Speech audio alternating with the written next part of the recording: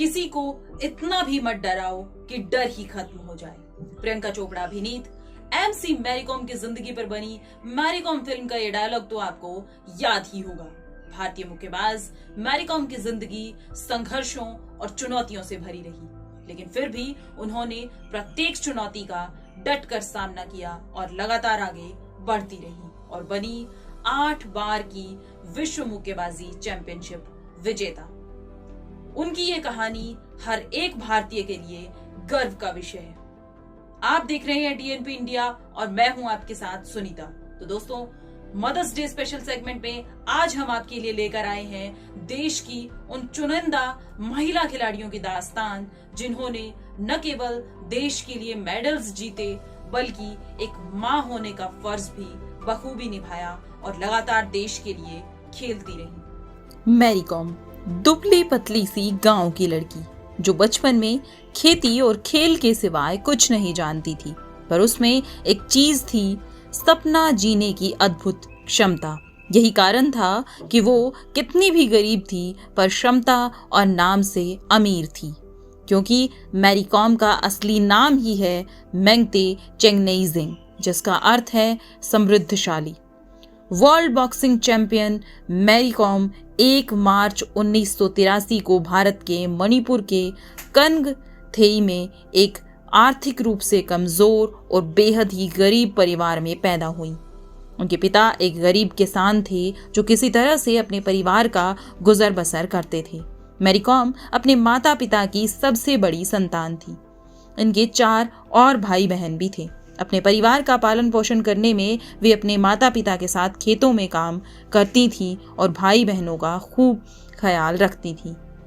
Mary com ने अपने घर की माली हालत का असर कभी अपनी पढ़ाई पर नहीं पड़ने दिया और उन्होंने अपनी शुरुआती शिक्षा लोकटक क्रिश्चियन मॉडल स्कूल से पूरी की।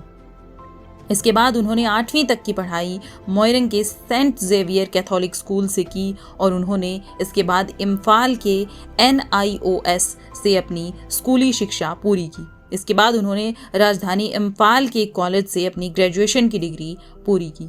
साल 2001 में मैरी कॉम जब पंजाब में नेशनल गेम्स खेलने के लिए जा रही थी, तभी उनकी मुलाकात ऑनलर से हुई और उस समय ऑनलर दिल्ली यूनिवर्सिटी में लॉ की पढ़ाई कर रहे थे।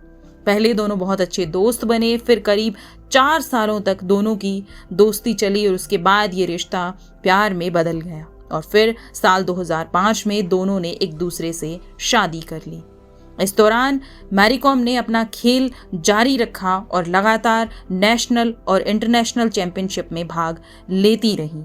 शादी के बाद दोनों को 3 बच्चे पैदा हुए। साल 2007 में मैरी कॉम ने जुड़वा बच्चों को पैदा किया। इसके बाद साल 2013 में फिर से उन्हें एक और बेटा पैदा हुआ, लेकिन मैरी कॉम ने लगातार अपने खेल को जारी रखा और लगातार चैंपियन बनती गई। इस तरह से उन्होंने 8 बार विश्व चैंपियनशिप का खिताब अपने नाम किया और वे दुनिया की इकलौती ऐसी मुक्केबाज हैं जिन्होंने 8 बार विश्व मुक्केबाजी चैंपियनशिप जीती हो। मैरी कॉम के इस जज्बे और हिम्मत को सलाम है कि उन्होंने मां का फर्ज भी बखूबी निभाया और साथ में देश को गौरवान्वित करती रही। ये कहना कतई गलत नहीं होगा कि सानिया मिर्जा भारत की सर्वश्रेष्ठ टेनिस खिलाड़ी हैं।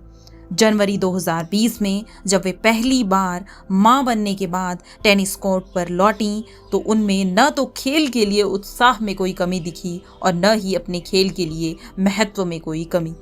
उनके शक्तिशाली फोरहैंड से ये सब जाहिर था। ये वही सानिया मिर्जा थीं जो 6 बार की ग्रैंड स्लैम चैंपियन भी रह चुकी थी और पूर्व में डबल्स में नंबर 1 और 3 बार ओलंपिक तक का सफर भी तय कर चुकी थी।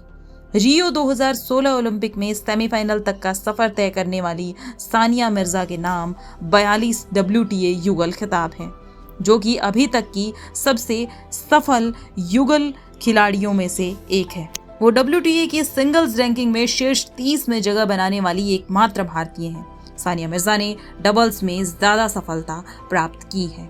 लेकिन सानिया मिर्जा की कहानी एक इंस्पिरेशन है, एक मोटिवेशन है उन सब महिलाओं के लिए जो कि माँ बनने के बाद अपने आप को कमज़ोर महसूस करती हैं और आगे बढ़ने से कतराती हैं। सानिया मिर्ज़ा की कहानी एक उदाहरण है उन महिलाओं के लिए जो कि माँ बनने के बाद अपने आप को कमज़ोर समझकर पीछे धकेलती हैं और आगे नहीं बढ़ पाती। तो इन सभी को सानिया मिर्ज़ा से एक इंस्पिरेशन लेना चाहिए। सलाम है सानिया मिर्ज़ा की इस जोश और जुनून से भरी कहानी को। साल था 2000, Sydney Olympics weight lifting competition. बड़े बड़े धुरंधर मौजूद थे। उन्हीं के बीच भारत की एक लड़की भी मौजूद थी। कंपटीशन शुरू होने में अब महज 2 घंटे ही बाकी थे और इससे पहले सब लोग उस लड़की को एक टूरिस्ट समझ रहे थे। फिर वो स्टेज पर पहुंची और लोग बस देखते ही रह गए। पहली बार वो 69 किलोग्राम कैटेगरी में उतर रही थी। नाम था कर्णम मल्लेश्वरी। फाइनल राउंड में ब्रॉन्ज मेडल जीतकर अब कर्णम मल्लेश्वरी इतिहास बना चुकी थी। ओलंपिक गेम्स में पहली बार किसी भारतीय महिला ने मेडल जीता था। ब्लू रिबन में बंधा वो मेडल एक अलग ही सफर की शुरुआत था। कर्णम मल्लेश्वरी के साथ उन लाखों लड़कियों को वो इंस्पिरेशन दे रहा था जो कि स्पोर्ट्स में अपना कैरियर बनाना चाहती थी। कर्णम मल्लेश्वरी आंध्र प्रदेश के एक छोटे से गांव से संबंध रखती हैं। उन्होंने 12 साल की छोटी सी उम्र में ही वेट लिफ्टिंग की ट्रेनिंग शुरू कर दी थी। ओलंपिक में भारत के लिए मेडल जीतने से पहले ही उन्होंने इतने मेडल जीत लिए थे जो कि उन्हें एक स्पोर्ट्स स्टार बनाने के लिए काफ़ी थे। लेकिन ओलंपिक की उनकी जीत ने उन्हें आइकन बना दिया। इसके बाद कर्णम मल्लेश्वरी ने साल 1997 में ही अपने साथी खिलाड़ी वेटलिफ्टर राजेश त्यागी से शादी कर ली। साल 2000 में इन्होंने ओलंपिक मेडल जीता और 2001 में इन्होंने एक बेटे को जन्म दिया। बेटे के जन्म के बाद भी ये लगातार खेलों में सक्रिय रहीं और आगे बढ़ती रहीं। इसी तरह से देश को गौरवान्वित करती रहीं। इसीलिए उस समय के मौजूदा प्रधानमंत्री अटल बिहारी वाजपेयी ने भी इन्हें कहा कि आप देश की बेटी हैं। तो ये कहानी भी इंस्पिरेशन है उन तमाम महिलाओं के लिए जो किसी न किसी तरीके से खुद को कमज़ोर समझती हैं और आगे बढ़ने से घबराती हैं। Koneru Humpy world rapid chess championship की मौजूदा विजेता हैं। ये खिताब उन्होंने साल 2019 में 2 साल के मातृत्व अवकाश के बाद जीता था। इसके साथ ही वे केनियर्स कप 2020 की विजेता भी हैं। अवार्ड जीतने के बाद कोनेरू हम्पी ने अपनी पहली प्रतिक्रिया में ये कहा कि ये अवार्ड उनके लिए बेहद खास है। उनके लिए ही नहीं बल्कि शतरंज से जुड़ी पूरी बिरादरी के लिए। शतरंज एक इंडोर गेम है, इसलिए भारत में क्रिकेट की तरह इस पर ज़्यादा ध्यान नहीं दिया जाता है। लेकिन उन्होंने कहा कि मुझे उम्मीद है कि इस अवार्ड के बाद शतरंज की ओर लोगों का ध्यान ज़रूर जाएगा। नई महिला खिलाड़ियों को सलाह देते हुए हम्पी ने कहा कि बिना परिणामों की चिंता किए सिर्फ खेल का आनंद लीजिए और आगे बढ़ते रहिए। कोनेरू हम्पी की ये बातें इंस्पिरेशन है, आत्मविश्वास जगाने वाली हैं उन प्रत्येक महिलाओं के लिए जो किसी न किसी तरीके से पीछे रह जाती हैं अपनी जिंदगी में। तो सलाम है कोनेरू हम्पी के इस जज्बे को। दुनिया उसे ही याद रखती है जो विजेता होता है। हारने वाले को कोई याद नहीं रखता। खेल की दुनिया में चमकने की कोशिश करने वाले खिलाड़ियों के साथ आमतौर पर यही होता आया है। लेकिन पीटी उषा खेल की दुनिया की ऐसी मिसाल हैं जिन्होंने इन सभी नियमों को उलट कर रख दिया। ठीक उसी तरह जैसे उन्होंने हिंदुस्तान में एक महिला होने की सभी सामाजिक बंदिशों को तोड़ा। 1984 के लॉस एंजलिस ओलंपिक खेलों में चौथे नंबर पर आने के बावजूद आज भी हिंदुस्तान में पीटी उषा का नाम एथलेटिक्स का पर्याय बन चुका है। वो भारत की उन तमाम महानतम खिलाड़ियों में से एक मानी जाती हैं जिन्होंने देश को गौरवान्वित किया है। पीटी उषा न केवल खिलाड़ियों की कई पीढ़ियों के लिए प्रेरणा बनी बल्कि वो आज भी कई युवा एथलीट्स के कैरियर को संवारने में भी अहम भूमिका निभा रही हैं। पीटी उषा का सफ़र 1984 की ओलंपिक की उसी दौड़ की तरह रहा। उनकी जीवन और कैरियर में भी कई उतार चढ़ाव आए। असल में 1980 के दशक में हालात बिल्कुल अलग थे। वे कहती हैं कि जब वे खेल की दुनिया में आई तो उन्होंने कभी नहीं सोचा था कि मैं एक दिन ओलंपिक्स में भाग भी लूंगी, और इसके बाद वो इतिहास उन्होंने रचा कि जिसके सब साक्षी हैं।